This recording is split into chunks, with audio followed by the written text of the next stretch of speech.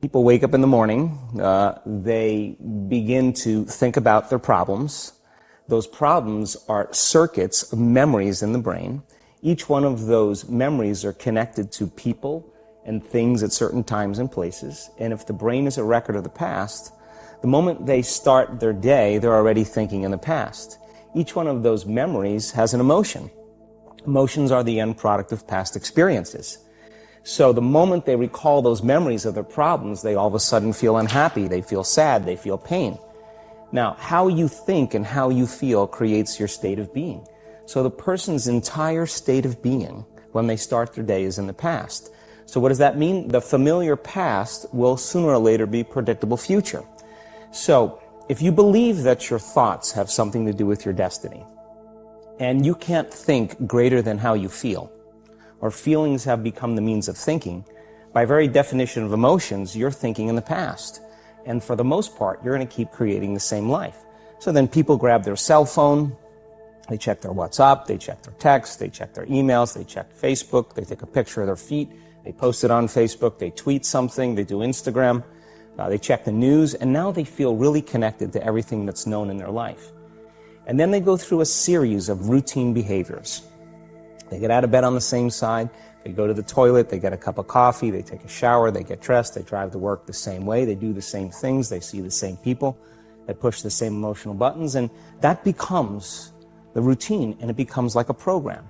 So now they've lost their free will to a program, and there's no unseen hand doing it to them. So when it comes time to change, the redundancy of that cycle becomes a subconscious program. So now, 95% of who we are by the time we're 35 years old is a memorized set of behaviors, emotional reactions, unconscious habits, hardwired attitudes, beliefs, and perceptions that function like a computer program. So then a person can say with their 5% of their conscious mind, I want to be healthy, I want to be happy, I want to be free.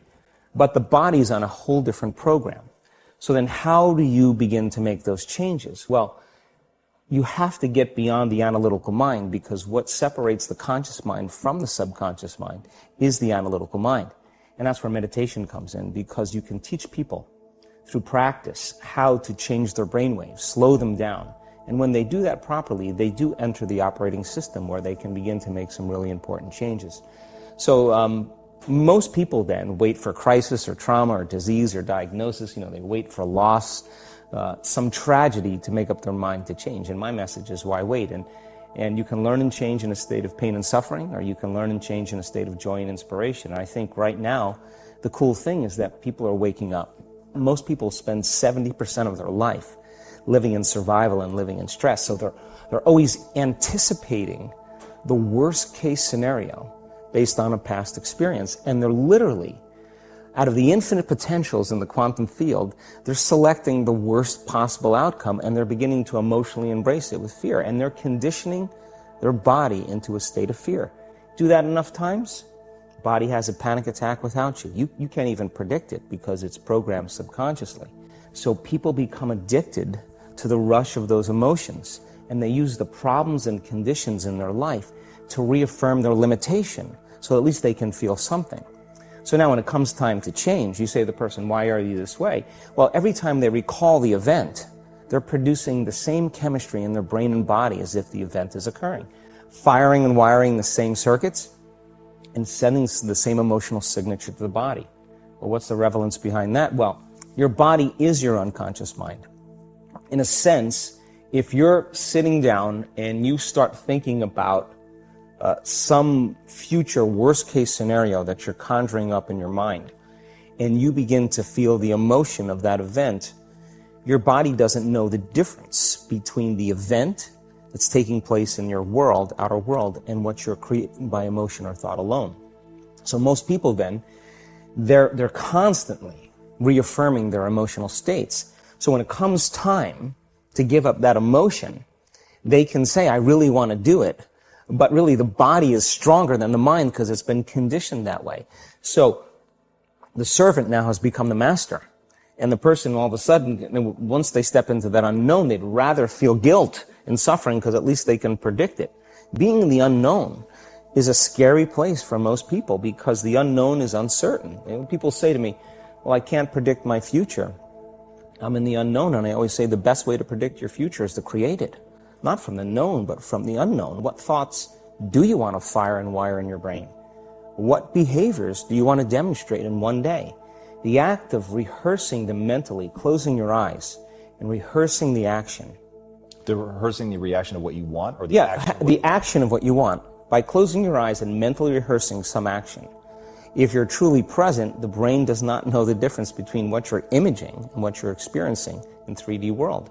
So then you begin to install the neurological hardware in your brain to look like the event has already occurred. Now, your brain is no longer a record of the past. Now it's a map to the future.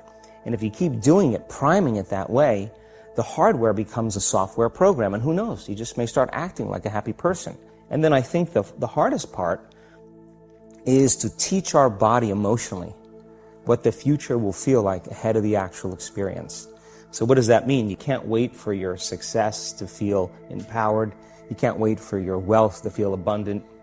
You can't wait for your new relationship to feel love, or your healing to feel whole. I mean, that's the old model of reality, of cause and effect, waiting for something outside of us to change how we feel inside of us. And when we feel better inside of us, we pay attention to whoever or whatever caused it. But what that means then is that from the Newtonian world is that most people spend their whole life living in lack, waiting for something to change out there.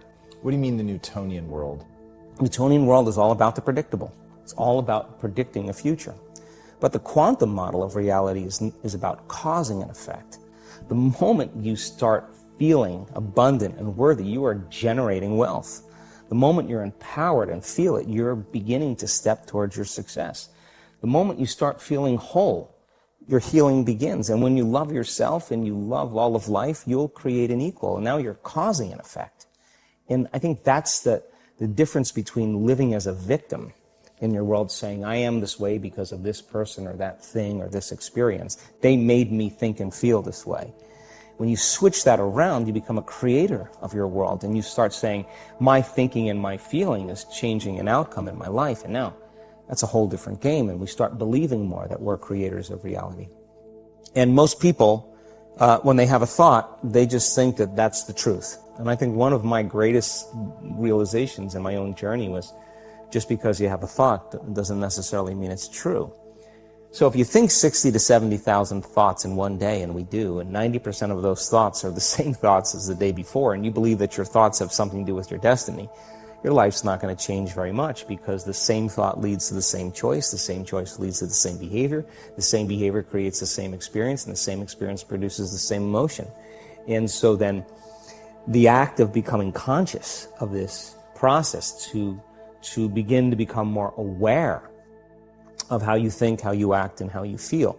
It's called metacognition. And so then, why is that important? Because the more conscious you become of those unconscious states of mind and body, the less likely you're going to go unconscious during the day. And that thought is not going to slip by your awareness unchecked, because it means to know thyself. The word meditation means to become familiar with.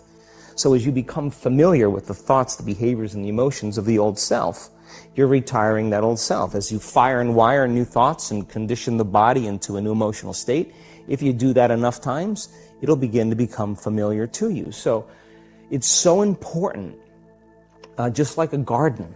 If you're planting a garden, you got to get rid of the weeds. You got to take the plants from the past year and you got to pull them out. The rocks that sift to the top that are like our emotional blocks, they have to be removed. The soil has to be tenderized and broken down. We have to make room to plant a new garden. So primarily, we learn the most about ourselves and others when we're uncomfortable. Because the moment you move into that uncomfortable state, normally a program jumps in.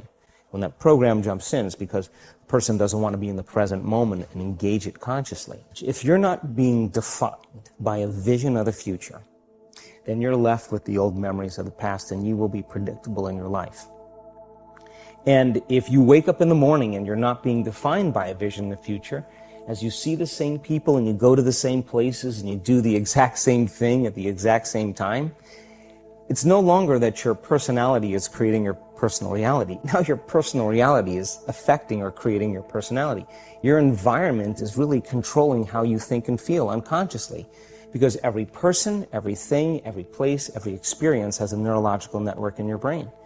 Every experience that you have with every person produces an emotion. So some people will use their boss to reaffirm their addiction to judgment. They'll use their enemy to reaffirm their addiction to hatred. They'll use their friends to reaffirm their addiction to suffering. So now they need the outer world to feel something. So to change then is to be greater than your environment, to be greater than the conditions in your world. And the environment is that seductive. So then why is meditation the tool? Well, let's sit down, let's close our eyes. Let's disconnect from your outer environment. So if you're seeing less things, there's less stimulation going to your brain. If you're playing soft music or you have earplugs in, less sensory information coming to your brain, so you're disconnecting from your environment. If you can sit your body down and tell it to stay like an animal, stay right here. I'm going to feed you when we're done. You can get up and check your emails. You can do all your texts. But right now, you're going to sit there and obey me. So then, when you do that properly, and you're not eating anything or smelling anything or tasting anything, you're not up experiencing and feeling anything, you would have to agree with me that you're being defined by a thought, right? So when the body wants to go back to its emotional past, and you become aware that your attention is on that emotion, and where you place your attention is where you place your energy. You're siphoning your energy out of the present moment into the past. And you become aware of that. And you settle your body back down in the present moment, because it's saying, well, it's 8 o'clock. You normally get upset because you're in traffic around this time. And here you are sitting, and we're used to feeling anger, and you're off schedule. Oh, it's 11 o'clock, and you usually check your emails and judge everybody. Well, the body's looking for that predictable chemical state. Every time you become aware that you're doing that and your body is craving those emotions and you settle it back down into the present moment, you're telling the body it's no longer the mind, that you're the mind. And now your will is getting greater than the program. And if you keep doing this over and over again, over and over again, over and over again, just like training a stallion or a dog, it's just going to say, I'm going to sit. And the moment that happens, and the body's no longer the mind, when it finally surrenders, there's a liberation of energy. We go from particle to wave, from matter to energy, and we free ourselves from the chains of those emotions that keep us in the familiar past. And we've seen this thousands of times. In fact, we can actually predict it now.